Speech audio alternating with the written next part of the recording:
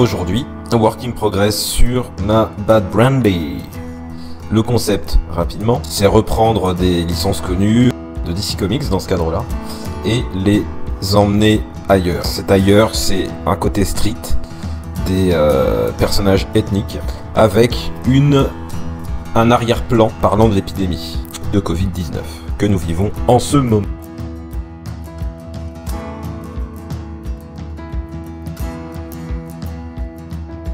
Donc pour cette illustration, je passe par Clip Studio Paint. Parce qu'habituellement Clip Studio Paint, je m'en sers soit directement pour dessiner dessus, sans forcément faire les couleurs, soit pour optimiser des dessins déjà que j'ai réalisés. Donc c'est l'occasion aussi de travailler un peu plus dessus, voir un petit peu ce que ça donne par rapport à mon Photoshop.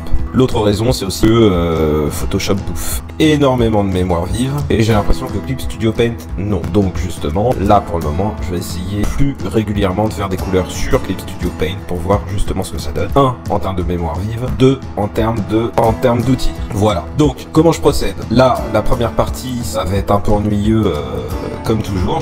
J'ai des vidéos qui couvrent l'ensemble de cette illustration. J'ai même un peu d'ancrage, mais bon là l'idée c'est surtout de passer par la couleur. Donc j'ai l'ensemble du travail de couleur que j'ai réalisé sur cette illustration.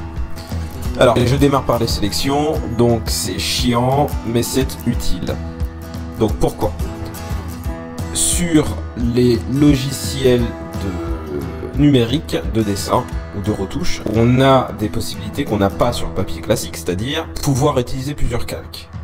Le pourquoi on a ces plusieurs calques, c'est que ça nous permet de donner des capacités à notre image spécifiques. Et comme il y a énormément de capacités, c'est que les effets ne touchent pas l'ensemble de l'image, mais juste une partie. Donc l'un des moyens pour que ce soit le plus efficace, c'est de séparer l'image qu'on veut faire au final sur des effets qu'on veut lui donner. Et ensuite, les disposer les uns au-dessus des autres pour arriver au résultat recherché. L'autre raison aussi, c'est que ça permet de se couvrir. C'est-à-dire qu'on peut avancer sur une intuition, là où habituellement sur le papier, si on se trompe, va falloir tout recommencer. Et bien là, on peut créer un calque spécifique à ça. Et si ça ne marche pas, soit ce calque, on le met à la poubelle, ou soit on le laisse là et on le testera peut-être des heures plus tard, d'une autre manière, le temps que notre imagination, notre esprit trouve une solution d'intégrer. Donc voilà les avantages d'avoir des calques.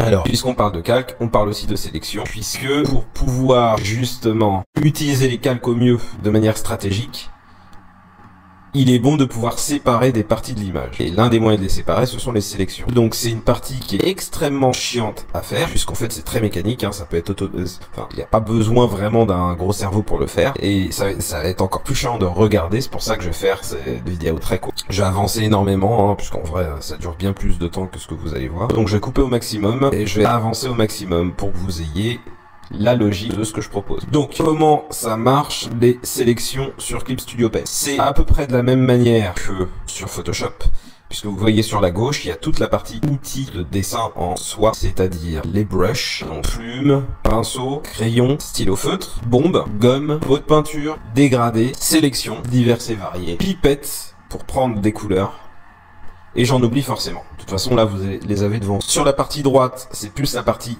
effective et active, c'est-à-dire en bas à droite, les calques. En haut, selon ce que vous gardez, un système de zoom, un système d'historique, puisqu'on peut retourner en arrière. Et sur la barre du haut, un tas d'options différentes. Donc là, l'objectif pour cette illustration, c'est, moi, ce qui m'intéressait, c'est, on parle de Batman. Donc ce qui m'intéresse, c'est l'aspect vampirique. C'est ce qui m'a parlé sur cette illustration. Donc pour ceux qui ne le savent pas, je suis fan de films de genre depuis très très longtemps. Donc forcément, des films de vampires, j'en ai vu beaucoup. Et donc je me suis dit, il pourrait être intéressant pour la colorimétrie de m'inspirer de couvertures de films de vampires des années 60-70. Pourquoi cela? Parce que simplement, je trouve ces affiches certes vintage, mais très criardes et très évocatrices en termes d'ambiance. Donc je démarre cette partie en sortant une image qui m'intéresse. En fait, je tire les couleurs de cette image pour créer ma palette, en fait. Donc, comment je le fais textuellement? Là, je vous l'ai pas fait, mais je vais vous montrer l'image de base. L'affiche, c'est pour le film Les Vampires Nus de Jean Rollin. Pour ceux qui ne connaissent pas, c'est un réalisateur français de genre qui a produit entre les années 60 et les années 2000, en fait, il est mort récemment. Et en gros, c'était du surnaturel onirique qui s'inscrivait dans le cinéma bis. Donc, je prends l'image de base et je repère les tonalités qui m'intéressent et qui sont en cohérence. Donc vous voyez sur cette image, il y a des tonalités froides, il y a des tonalités chaudes, et j'essaye en fait de prendre les tonalités qui sont le plus parlantes de l'ambiance de l'image. Donc vous voyez qu'il y a des bleus, il y a des jaunes, il y a des rouges, marron, orangé, bleu clair. Bien sûr, quand je parle de couleur, hein, j'enlève le noir et j'enlève le blanc. Donc en fait, je me crée une palette à partir de ça. Donc je prends l'outil pipette et je pique dans l'image pour prendre la couleur qui m'intéresse et l'intégrer à ma palette. Donc je passe par une première palette à l'arrache, c'est-à-dire que je prends les tons les plus foncés, les tons moyens et les tons clairs de chaque tonalité qui m'intéresse. Et une fois que j'ai fait ça,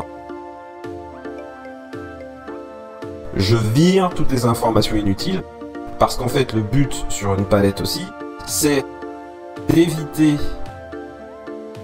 d'avoir trop de choix, parce que quand on a trop de choix, on est perdu, on sait plus quoi faire. Et on a tendance à aller beaucoup trop loin dans les essais. Et en allant trop loin dans les essais, on perd la vue d'ensemble. Donc, le fait de se créer une palette dès le départ, ça permet rapidement de savoir jusqu'où on peut aller. Là, l'idée de ces couleurs, pour moi, c'est de donner un aspect sombre, un aspect sanglant, violent et légèrement dystopique. D'où l'ensemble des couleurs que j'ai pris. L'autre élément qui est important dans ces couleurs, c'est qu'il y a des couleurs froides et des couleurs chaudes.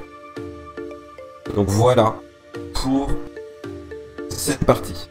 Donc vous voyez qu'à la fin, c'est enfin là que mes sélections deviennent intéressantes. Enjoy mes amis. Nous sommes à la première partie. La suite arrive bientôt. Artistiquement vôtre. Ciao.